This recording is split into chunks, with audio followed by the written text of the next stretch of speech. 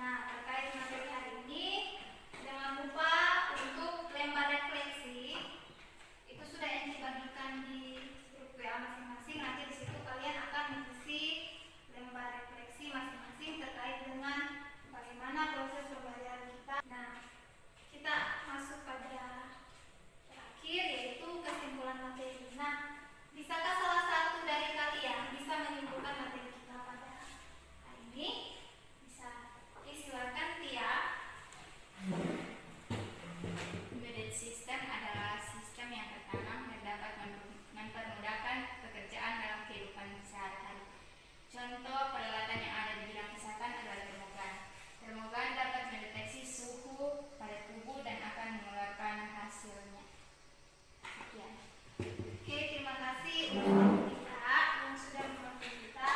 Nah, kita gerakan aplaus. Untuk kesimpulan materi kita pada hari ini yaitu terkait dengan materi embedded system. Jadi embedded system itu merupakan suatu sistem tertanam yang disisipkan pada komputer atau peralatan-peralatan teknologi yang mana nantinya itu bisa memudahkan atau membantu pekerjaan dari kita semua. Dengan adanya embedded system, semua pekerjaan bisa dilaksanakan dengan mudah. Jadi kira-kira menurut kalian embedded system itu bisa diterapkan dalam kehidupan sehari-hari? Bisa. Jadi embedded system bisa diterapkan dalam kehidupan sehari-hari. Jadi ketika dulunya kalian tidak tahu, oh ternyata di handphone kalian itu ada embedded system, sekarang sudah tahu. Kemudian dan peralatan-peralatan rumah tangga lainnya, ada yang pasti sudah tahu, oh ternyata yang ini menggunakan embedded system. Jadi itu saja untuk materi kita pada hari ini. Tidak ada pertanyaan lagi? Tidak. Oke, tidak ada. Berarti materi kita pada hari ini telah selesai. NC akan mengingatkan untuk materi kita pada minggu depan pada pertemuan berikutnya, yaitu terkait dengan keamanan jaringan. Jadi embedded system sudah selesai, kalian akan mempelajari keamanan jaringan dan nantinya itu akan NC bagikan di WA group masing-masing untuk materi ajarnya. Jadi nanti silakan kalian memantau WA group masing-masing. Oke, baiklah, kita akan menutupnya. Silakan. Mari kita berdoa. Tuhan Yesus, terima kasih karena Engkau sudah menyertai pembelajaran kami sehingga bisa terselesaikan dengan baik. Ya Tuhan, sekarang kami akan menunjukkan aktivitas kami, berkatilah agar bisa terselesaikan dengan baik. Dalam nama Tuhan Yesus, amin. Oke, baiklah, terima kasih kepada anak-anaknya yang sudah memimpin kita untuk doa. Salam. Salam. Selamat siang. Oke, selamat siang. Silakan melanjutkan untuk aktivitas.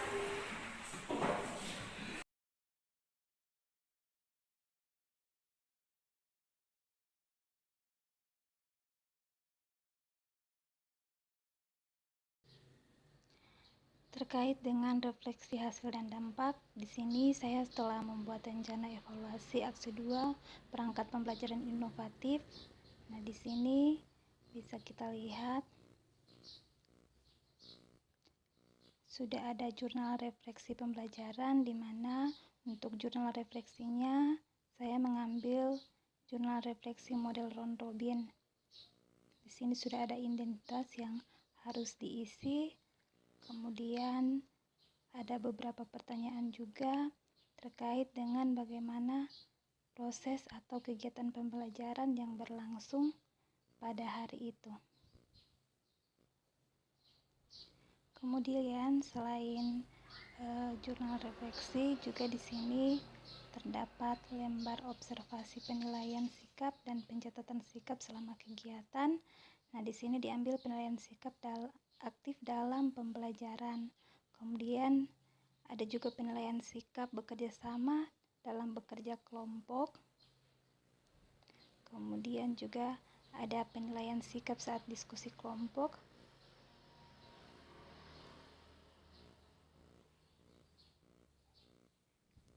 Penilaian sikap spiritual dan sosial. Dan penilaian kompetensi sosial emosional. Nah, kemudian di sini juga terdapat lembar observasi pembelajaran yang dilakukan oleh kepala sekolah. Kemudian lembar hasil observasi pembelajaran yang dilakukan oleh rekan sejawat atau guru. Ada lembar observasi keterlaksanaan rencana aksi penerapan dari model pembelajaran problem-based learning yang dilakukan.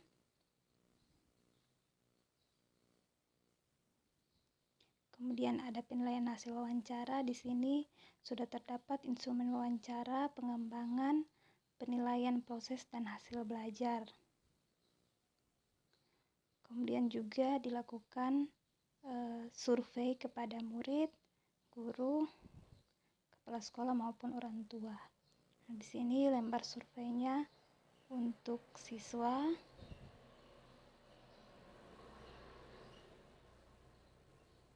Kemudian ada juga lembar survei atau pertanyaan untuk teman sejawat.